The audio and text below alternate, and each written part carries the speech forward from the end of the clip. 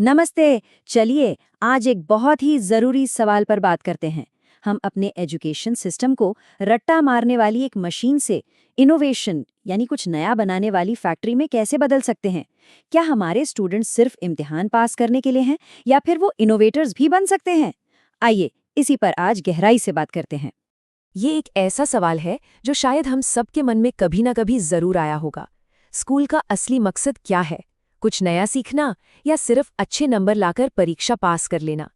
इसी दुविधा को आज हम समझने की कोशिश करेंगे। तो इस पूरी बात को समझने के लिए हम इसे 4 हिस्सों में देखेंगे। पहले हम याद करने के जाल को समझेंगे, मतलब हमारी मौजूदा व्यवस्था में क्या दिक्कत है। फिर हम देखेंगे कि कैसे शोधकर्ताओं की एक नई श्रेणी बनाई जा सकती है। इसके बाद हम जानेंगे कि इससे दुनिया भर में इनोवेटर्स को क्या बढ़त मिलती है। और आखिर में हम भारत के लिए एक खाके पर बात करेंगे। तो चलिए सबसे पहले हिस्से से शुरू करते हैं, ये याद करने का जाल। आखिर हमारी मौजूदा एजुकेशन सिस्टम की सबसे बड़ी चुनौतियां हैं क्या? तो देखिए, सीखने के ना 2 बिल्कुल अलग अलग रास्ते हो सकते हैं। एक तरफ है रट्टा मारना, जहां बस याद करने पर जोर होता है और मंजिल होती है परीक्षा में अच्छे नंबर। ये सीखने का एक पैसिव तरीका है। और दूसरी तरफ है रिसर्च पर आधारित सीखना, जहां ध्यान इनोवेशन पर होता है और लक्ष्य होता है असली समस्याओं को सुलझाना। ये सीखने का एक एक्टिव तरीका है। फर्क तो साफ है ना? तो फिर असल में दिक्कतें हैं कहाँ? सबसे बड़ी बात तो ये है कि हम रटने और कोचिंग पर बहुत ज्यादा निर्भर हो गए हैं, जिससे छात्रों को असल रिसर्च का अनुभव ही नहीं मिल पाता। ऊपर से हमारे स्कूलों, इंडस्ट्री और रिसर्च संस्थानों के बीच कोई खास कनेक्शन भी नहीं है। और इसका नतीजा, हमारे छात्र ग्लोबल लेवल पर मुकाबला करने में कहीं ना कहीं पीछे रह सकते हैं। ठीक है, तो हमने समस्या की बात तो कर ली। अब समाधान की तरफ बढ़ते हैं। हमारा अगला सेक्शन है शोधकर्ताओं की एक नई श्रेणी। यहाँ हम एक ऐसे नए एजुकेशनल मॉडल की बात करेंगे जो स्टूडेंट्स को सिर्फ सीखने वाले से कुछ नया बनाने वाला बना सकता है। तो ये इंटरनेशनल जर्नल सर्टिफिकेशन प्रोग्राम आखिर है क्या चीज? जरा सोचिए, एक ऐसा प्रोग्राम जो हाई स्कूल के स्टूडेंट्स को शुरू से लेकर आखिर तक रिसर्च करना सिखाए, रिसर्च पेपर लिखना सिखाए और उसे पब्लिश करवाना भी सिखाए। मतलब इसके जरिए छात्र सिर्फ ज्ञान लेने वाले नहीं रहते, बल्कि ज्ञान बनाने वाले बन जाते हैं। तो एक नौजवान रिसर्चर की ये पूरी जर्नी दिखती कैसी है? देखिए, इसकी शुरुआत होती है रिसर्च ट्रेनिंग से। फिर एकेडमिक एक्सपर्ट्स उन्हें गाइड करते हैं। इसके बाद छात्र अपना खुद का रिसर्च पेपर लिखते हैं। इस काम को प्रोफेशनल्स चेक करते हैं और आखिर में उनके काम को किसी जर्नल या कॉन्फ्रेंस में पब्लिश किया जाता है। और इसके साथ ही उन्हें एक युवा लेखक के तौर पर पहचान मिलती है।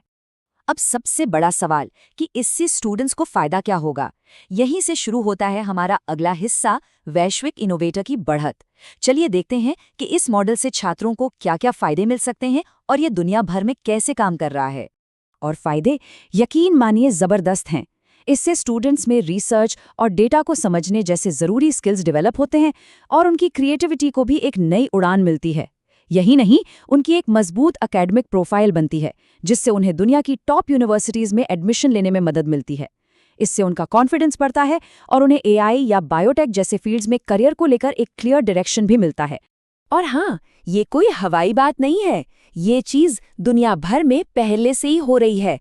जैसे अमेरिका में साइंस फेयर होते हैं, यूके में स्टीम कॉम्पिटिशन्स होते हैं, जापान में तो स्कूल और यूनिवर्सिटी मिलकर काम करते हैं और पोलैंड में तो first step to Nobel prize जैसी प्रतियोगिताएं भी होती हैं। ये सारे उदाहरण बताते हैं कि ये मॉडल वाकई काम करता है। अब सबसे जरूरी सवाल पर आते हैं, इसे भारत में कैसे लागू किया जा सकता है? चलिए अपने आखिरी सेक्शन की ओर चलते हैं, भारत के लिए एक खाका।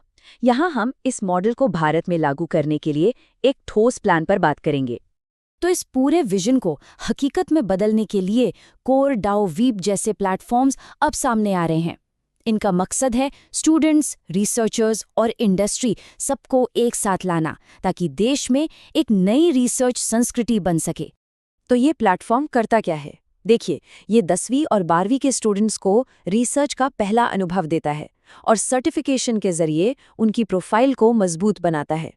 ये उन्हें सीधे इंडस्ट्री से जोड़ता है, ज्ञान बांटने का एक खुला माहौल बनाता है और इनोवेशन और बिजनेस वाली सोच को भी बढ़ावा देता है। तो भारत के लिए एक सॉलिड मॉडल कैसा दिख सकता है? इसमें 5 सिंपल स्टेप्स हो सकते हैं। पहला, रिसर्च ट्रेनिंग, जहां छात्र रिसर्च की बारीकियां सीखते हैं। दूसरा, मेंटरशिप, जहां एक्सपर्ट्स उन्हें गाइड करते हैं। तीसरा, वो अपना खुद का ओरिजिनल रिसर्च पेपर तैयार करते हैं। चौथा, पीयर रिव्यू, मतलब उनके काम को एक्सपर्ट्स द्वारा परखा जाता है। और पांचवा और आखिरी कदम, सर्टिफिकेशन और पब्लिकेशन, जिससे उन्हें औपचारिक तौर पर पहचान मिलती है। और आखिर में ये एक लाइन इस पूरी चर्चा का सार है। सिर्फ परीक्षा के लिए पढ़ने की सोच से आगे बढ़कर रिसर्च को अपनाना हमारी शिक्षा में क्रांति लाने की दिशा में सबसे शक्तिशाली कदम है। और यही वो सोच है जो भारत के एजुकेशनल फ्यूचर की एक नई कहानी लिख सकती है।